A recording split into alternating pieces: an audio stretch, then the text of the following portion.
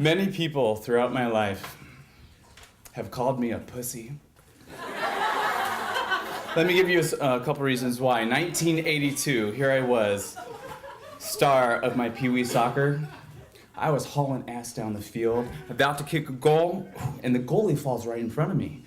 And I step on his hand, and instead of kicking the ball into the goal, I stop dead. The ball's still in play. And I go down, I bend down, hug him, and I'm crying. I'm crying. Ridiculous. 1988. Sitting on the couch watching TV after school, my mom comes in.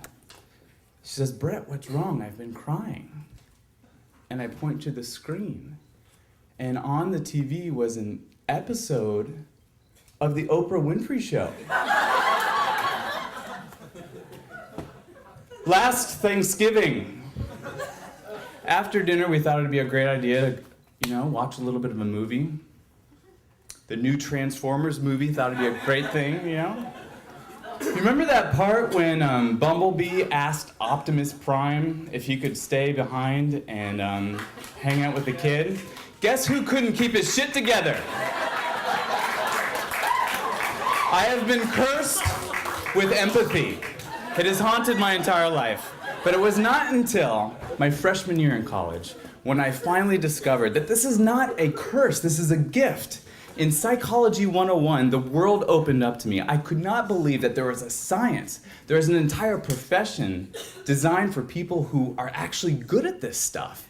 So after majoring in psychology and quickly finding myself into the first year of my doctorate, I absolutely loved graduate school.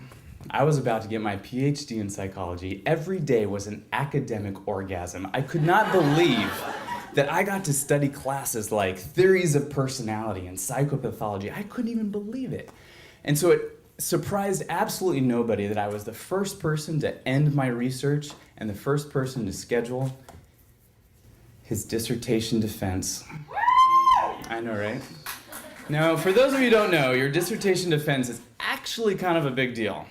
You're sitting in front of a panel of a whole bunch of people, a panel of about 3 of the top psychologists in Southern California, and you essentially defend the last 2 years of your life. Now, this didn't bother me at all. The fact that I would be called the doctor for the first time, no, that didn't bother me at all. In fact, on the day of my defense, I got out of bed, put on my Sunday best, went down into the car, put on something like Prodigy Smack My Bitch Up on repeat,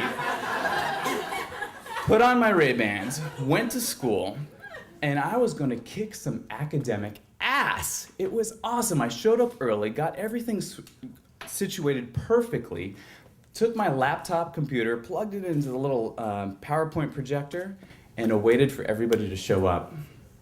Eventually, everybody showed up. I was the first one to defend, so some family was there, colleagues were there, the whole psychology department was there. Didn't bother me at all.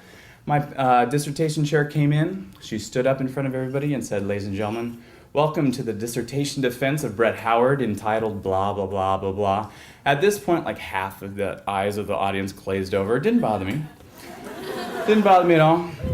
And she says, "As your chair, I reserve the right to the first question. My first question goes to you, Brett. Could you tell us a little bit about your dissertation?" And that was my cue to start my 20-minute presentation. I worked for hours on this goddamn presentation. It was going to be perfect. And so I got up there and my knees were shaking. I was so nervous, but ultimately it went flawlessly. It was an amazing presentation. And that's when the questions started coming. They came at me from all different directions. I was doing awesome. I was hitting them all out of the park. At one point, they asked me a question. I didn't even answer it. I said that another person on my panel had done research that would be more qualified to answer it, and those 2 fools started arguing together. It was awesome. I, Brett Howard, was a pussy no more. I am the best psychologist on the planet. Yeah, it was right about then when the screensaver on my laptop computer switched on. No, it was not the flying toasters. It was the words that scroll by. And you know how you can change them to match your mood? Well, it turns out, about 3 months previous, at about 3 in the morning, I was pretty angry at this whole dissertation process.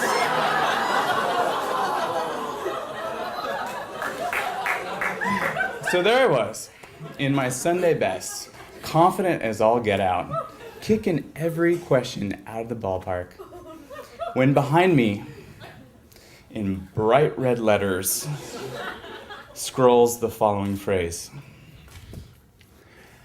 I am so fucking sick of this goddamn dissertation.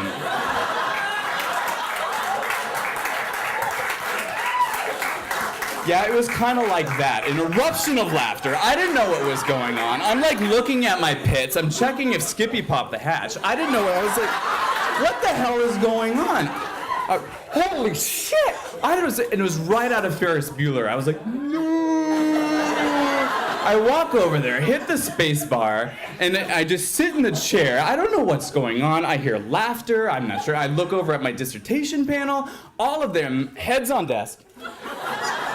One of the girls looks up and mascara running down her face, and she's like, we've all been there. And I didn't know what to do. At some point, I believe the questions continued. I don't know what I said.